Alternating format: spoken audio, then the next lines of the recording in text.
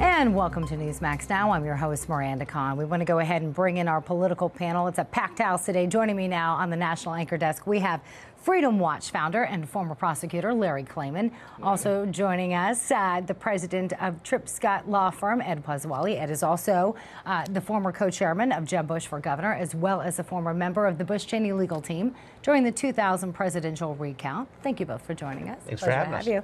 And last but certainly not least, joining us now via Skype, we have the lovely Liz Peek. She's a columnist at the Fiscal Times. Liz, thanks for joining us today.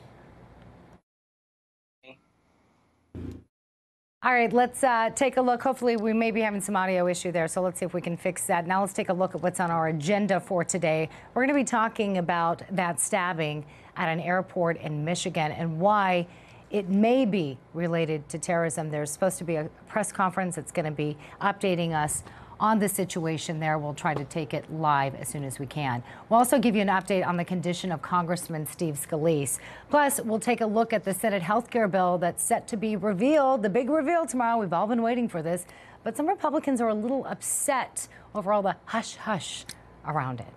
And we'll talk about the impact of the Georgia special election and what it means for both parties moving forward. All right, let's get to our big story of the day, and that is the attack in Flint, Michigan. The FBI now says the stabbing may have been a terror attack. Officials evacuated Bishop International Airport after a man stabbed a police officer in the neck. According to NBC News, the man shouted Allah Akbar before he attacked Lieutenant Jeff Neville. Now, Neville is reportedly in stable condition following surgery. Meanwhile, police have the suspect in custody. He's apparently from Quebec and was carrying a Canadian passport. That's according to authorities. Of course, this latest event comes after police foiled an apparent attack yesterday. This one happened in Belgium. A Brussels train station was evacuated following a small explosion, but it could have been much bigger, much worse. Police shot and killed the suspect, who was wearing this suicide-type vest. A prosecutor identified the 36-year-old man only by his initials, OZ, and says that he was a Moroccan citizen. Now, he's from an area in Brussels that's been linked to an Islamic terror cell. That's the same cell that was responsible for the 2015 attacks in Brussels and Paris. Now, witnesses say the man also shouted Allah Akbar as a bomb went off at the station, but thankfully no one else was injured or killed. All right, guys, so it's been less than a week, and as I mentioned, we have had terrorist attacks in Paris again, and Brussels. It's like deja vu, and now maybe, we don't know yet, but an apparent attack in Flint, Michigan. You know, how concerned, Larry, let's start with you, how concerned are you that some of these attacks are becoming more and more frequent? Well, of course, Miranda, we know that ISIS sent out an appeal. This is supposed to be in retaliation for what happened in London the other day when a white man attacked Muslims and killed them, regrettably. And it's probably going to escalate. I mean, it's going to escalate more and more, and it underscores why we do need a better vetting system for immigration. We need better border control. This guy came from Canada, obviously. It can come from Canada, it can come from Mexico, it can come from anywhere. So it's very troubling, it's scary. And of course, it's occurring during the holiday season and the summer season. It's really going to have a big impact on tourism, not just in Europe, but I think in here as well. You hit on something, and that was going to be my next question, and I want to ask you, Ed. It does appear that these attacks are becoming more and more frequent. Like I said, less than a week. Well, for how us, concerned are you? I'm concerned in that I'm concerned for our friends in Europe, particularly, right. Because they have kind of left the barn door open for so long. And what they now have is, so this latest person in Brussels was connected to the neighborhood where a lot of terror activity is alleged to have occurred and organized. And so this is what happens when you are not diligent and consistent about protecting, one, your border, and two, the security of your citizens, essentially above all else. And the federal government has the primary obligation to protect us from those who want to harm us from the outside. And that's the big question. Is the government doing enough? Liz, let's go to you. Do you think more needs to be done to weed out these radical groups? Well, I think our law enforcement and security groups have done a bang-up job in the last several years of warding off a lot of these kinds of incidents, but you cannot possibly protect against the lone wolf attacker. And as someone earlier said, that's what ISIS is calling upon people to do. So my guess is we're going to see more of this. But I have to say, I was speaking to someone who had just come back from Paris. And to give you an idea of how much farther ahead we are than even now the French are, she was at Charles de Gaulle Airport. A Turkish gentleman came up and asked her to take something to a friend of his in the United States, a package on the plane. She said no, and then looked around for someone, anyone to report this to.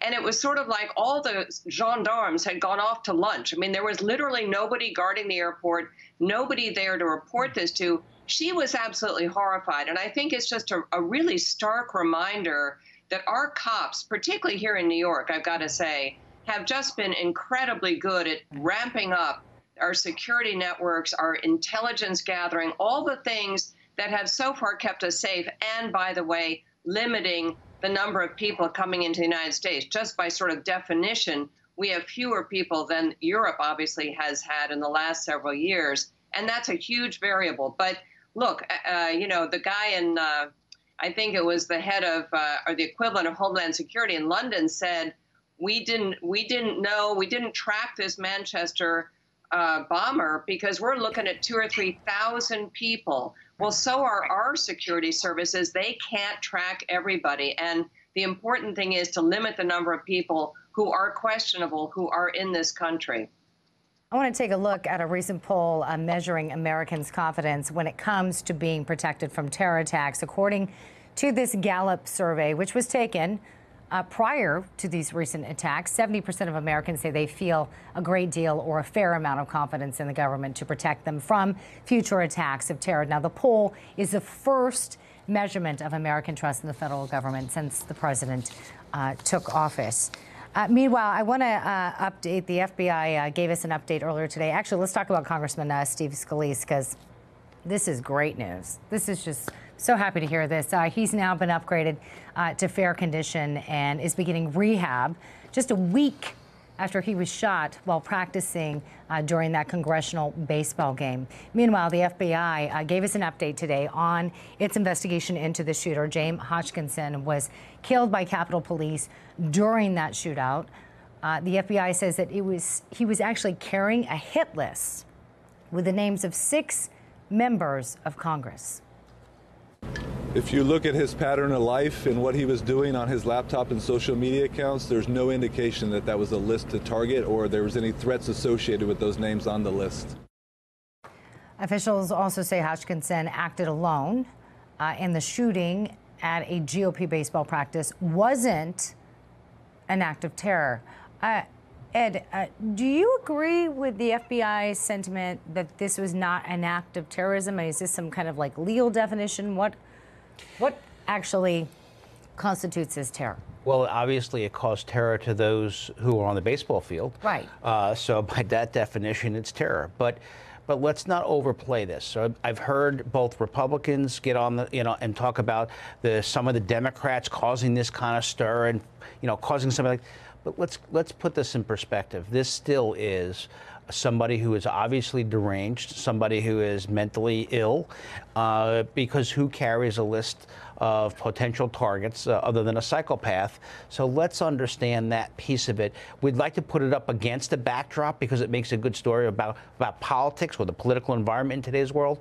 But there are still psychopaths out there, and there have been before any of this brew between Republicans and Democrats has reached a boil. Well, Larry, I see you like nodding your head because he's one of those who actually might disagree with you a little bit. But well, maybe the guy is a psychopath, but here's the reality of the situation: is that we have a Democratic Congress which is doing everything it can to destroy President Trump, vilifying him, disparaging him, basically saying he's less than human. Then you've got a left-wing media, which is run by CNN and MSNBC and others, who's whipping it up every single night. You've got Hollywood, leftist Hollywood, that is hanging the president in effigy and holding shrunken heads of the president, suggesting that he should have his head cut off like ISIS. And then last but not least, you have these leftist judges, some of which are writing decisions which get published widely, that the president's a racist, and so are the Republicans. So you put all that together, and that's inciting violence. And interestingly enough, there was a judge in Kentucky recently that let a case go forward claiming that President Trump had incited violence at a protest. I'm going to have to interrupt you, Larry. I'm sorry, we're not going to go to that press conference about that stabbing at a Michigan airport earlier today. The FBI is speaking right now. Let's take a listen. The airport public safety department. So there'll be a lot of information that we'll have for all of you in just a few minutes. And again, I appreciate your patience, your emails and all of your correspondence, and getting the most accurate information out to each one of your viewers. That means a lot. So just a few more minutes and we'll have this going for you. All right, thank you. Thanks, man.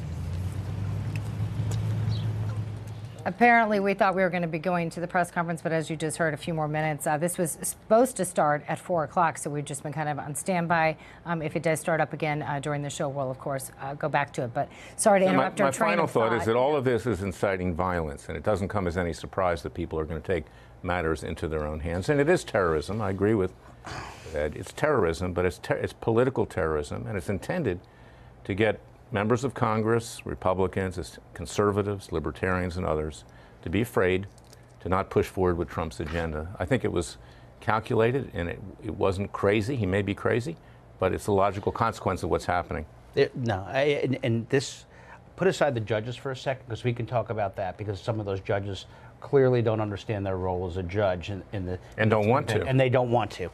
And they want to be legislators or they want to be the president. But putting that aside for a second, the other point you made, look, we've got to be able to protect free speech. Mm-hmm. And so you and I should be able to disagree without becoming violent. We can disagree without being disagreeable.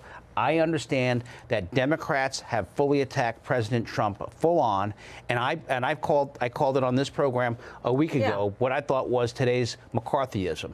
And so without any evidence except innuendo and accusation, they've accused a whole set of people for being less than human and being anti-American. Deplorables. I got it. We're going to have to leave it there, gentlemen. Stick around, though. Liz, please stick around. We still have a lot more to talk about later in the show. Joining us now on the National Anchor Desk again, we have with us Freedom Watch founder Larry Klayman. Larry, thank you for sticking around. We also have Ed Pozzuoli. He is the president of Tripp Scott Law Firm. He was also the former co-chairman of Jeb Bush for governor and the former member of the Bush-Cheney legal team during the 2000 presidential recount. And again with us, Liz Peek. She's a columnist at the Fiscal Times. Liz, let's start with you. I know we were only able to air some of that, but just your reaction. They are calling this now an act of terror. Well, I don't really know how you could interpret it any other way. It was an unprovoked attack. Again, one of these lone wolf incidents, which are so very hard to defend against. I think it's going to be very interesting to find out what was in the bags the guy left in the restroom. That sounds like that could have been trouble. We don't know what was in that. And also, obviously, why he went to Flint. You know, there's a lot we don't know about this guy. I'm sure the FBI will be looking at his social media presence and whatever, maybe he was traveling with someone. We really don't know a great deal at this point. But again, this is the kind of thing that ISIS has called for. And there's unfortunately, it's pretty darn hard to prevent it. So everyone is going to have to kind of be looking over their shoulder a little bit this summer, particularly in these areas like airports where an awful lot of people are coming and going. And there's just the security simply cannot be perfect. All right. I also want to talk about the very latest with that Senate election that happened in Georgia. That's been all the talk, been dominating the news cycle for several days, and probably so. We're actually going to get to that in a moment. But first, we want to talk about health care bill. It's very, very secret. Shh. Okay, the Senate Majority Leader. No laughs, no laughs from anybody? I got a little chuckle. We will. We're just holding back. We're holding back. All right. Senate Majority Leader Mitch McConnell says the GOP will reveal the legislation to replace Obamacare tomorrow, and they plan to vote on the bill next week. I wouldn't want to compare it to the House bill. It'll speak for itself. It'll be different and take a different approach based upon these endless discussions we've had with the only people interested in changing the law, which is Republican senators. Everybody will have an adequate time to take a look at it. I think this will be about as transparent as it could be. No transparency would have been added by having hearings in which Democrats offered endless single-payer system amendments. That is not what this Republican Senate was sent here to do.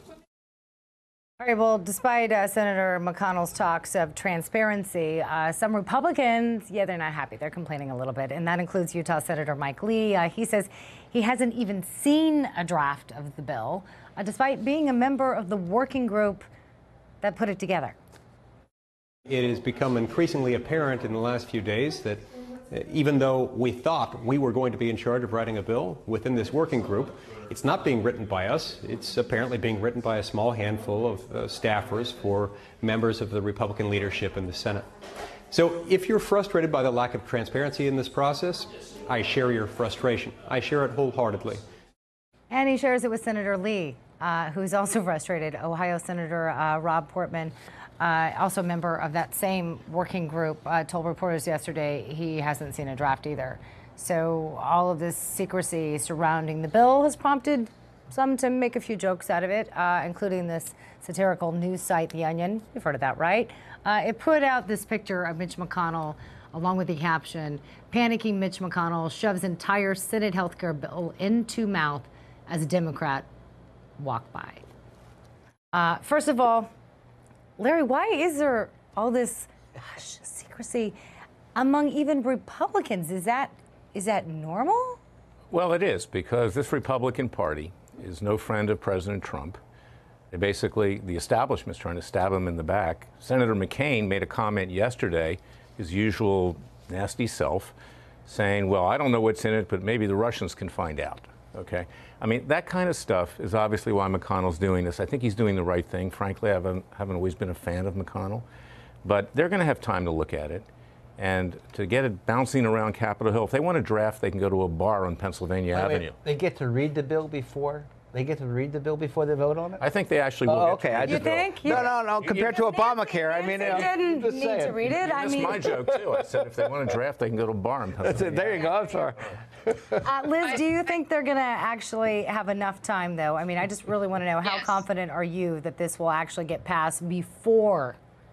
That's the key. I know. Look, before the July 4th break.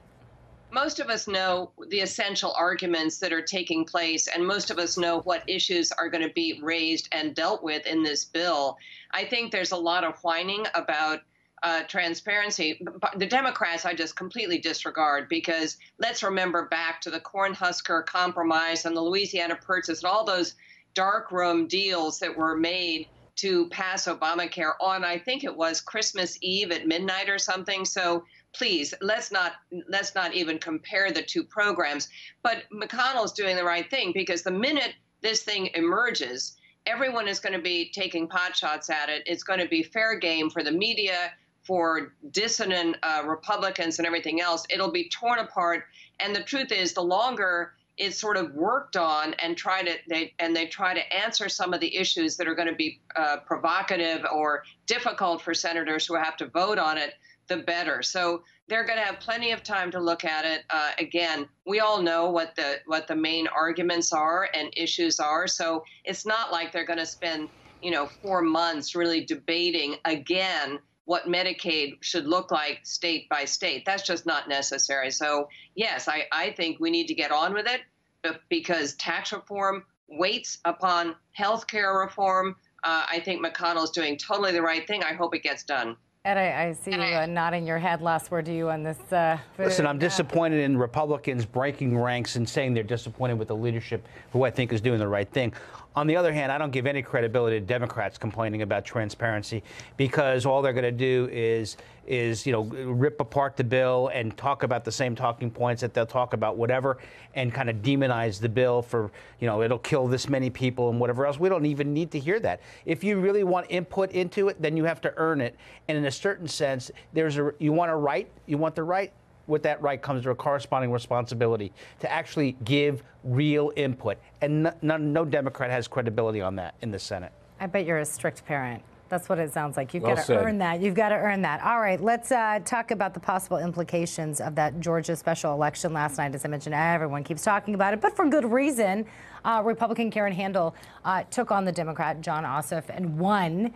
And what was the most expensive congressional race in history? About $50 million spent on that. Handel is against providing federal funding to Planned Parenthood. And according to our very own John Gizzi, her views on that group were largely the reason why she won. So she defeated Ossoff by more than 5 points. Handel will take the seat vacated by Health and Human Services Secretary Tom Price. That seat was once held by former House Speaker Newt Gingrich. I mean, it's pretty much been a Republican stronghold since Jimmy Carter was president. But President Trump took credit for that win. He tweeted his congratulations to Handel. Trump also wrote that the GOP hasn't lost a special congressional election yet.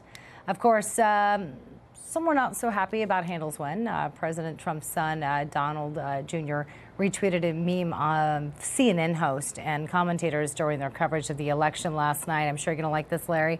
The picture of the anchors looking pretty sad. Sorry. After realizing Ossoff was going to lose, it just went viral. Look at that. Political pundits and commentators poked fun at CNN. Howie Carr, who simulcasts his radio show right here on Newsmax TV, also reacted, tweeting, "Sad, CNN is the best screen grab we've seen in a while." Yeah, well, you know what? CNN, if they don't do that, they could get fired. Okay, the head of CNN hates Trump. They used to work together, you know, in terms of the Apprentice, and they toe the line. There are a number of other commentators like Jake Tapper, who used to be a pretty reasonable guy, who's going over the edge. But they got to toe the line over there if they want their jobs. I haven't seen that sad a face since the night Trump won. I mean, you know, if you look at it, I mean, honestly, as a conservative Republican, I looked at that. I watched the reports from CNN, and honestly, I sort of laughed my ass off. Oh, that was good. That was good. That's a good one. I'm going to give you points for that. Think that up today? Yeah. Well, various theories have been thrown around as to why Handel beat Ossoff. Her experience, maybe the fact that she lives in the district, her stance on Planned Parenthood. I mean, she's heavily against it. But let's go to Liz. I want to bring you in. Why do you think, Liz, Handel won? I think it's very easy. It's the message and the messenger.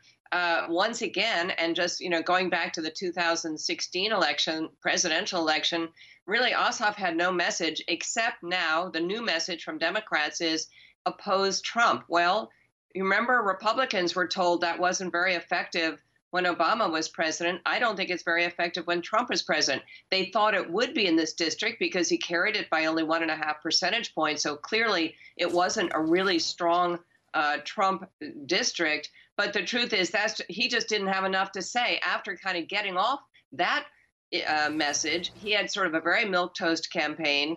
Didn't really, you know, kind of portrayed himself as a centrist. So he really had nothing to say. And by the way, he's a 30-year-old guy, used to be a congressional aide and a documentary film producer who puffed up his resume talking about how he had security clearances when he didn't live in the district. I mean, forgive me, but this was not a serious contender in my view. Right.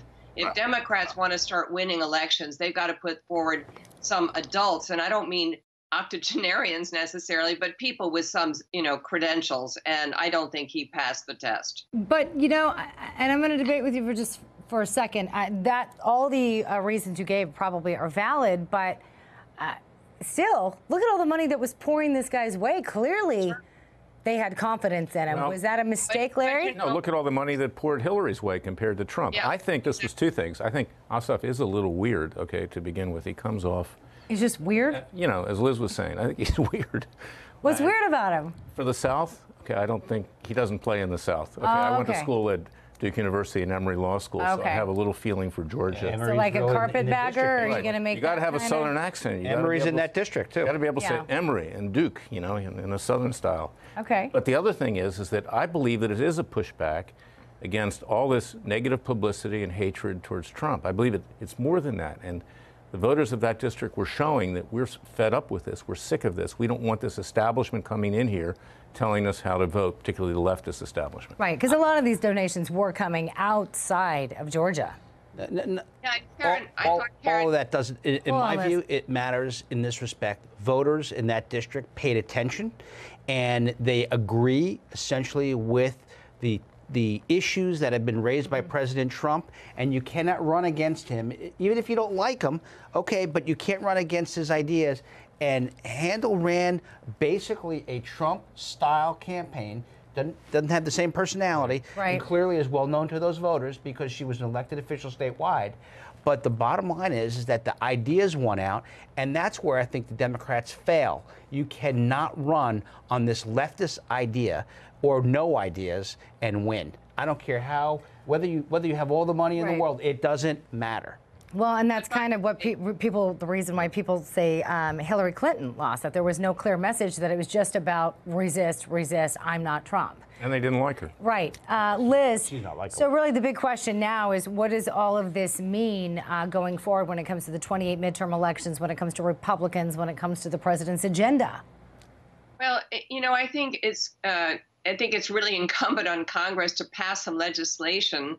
I don't know if you looked at the polling on Congress lately. It's pretty dismal, and it's certainly a lot worse than it is on Trump. So as people go to run for re-election, they're going to have to show voters that giving Republicans the House, giving them the Senate and the White House actually has meant something. So I think there's a tremendous pressure on Congress to produce. I think if they come forward with a health care bill that's acceptable and tax reform, which is welcome, particularly for small and medium-sized businesses that are really being crushed today, I think Congress will be I think Republicans will do just fine. I think one of the things that's come up, again, is why is the polling so bad? The polling showed Ossoff winning or tying right up till Election Day. And, of course, he didn't. So I think people are now looking at all those approval ratings of Donald Trump and saying, do we trust those ratings? I don't trust polls at all. Ever since President Trump won, I don't trust polls at all. Liz Peek, we're going to have to leave it there, but we really do appreciate your time. Thanks so much. Larry Klayman, Ed Pozzuoli, pleasure to have you, gentlemen. Thank you. This has been a fun panel.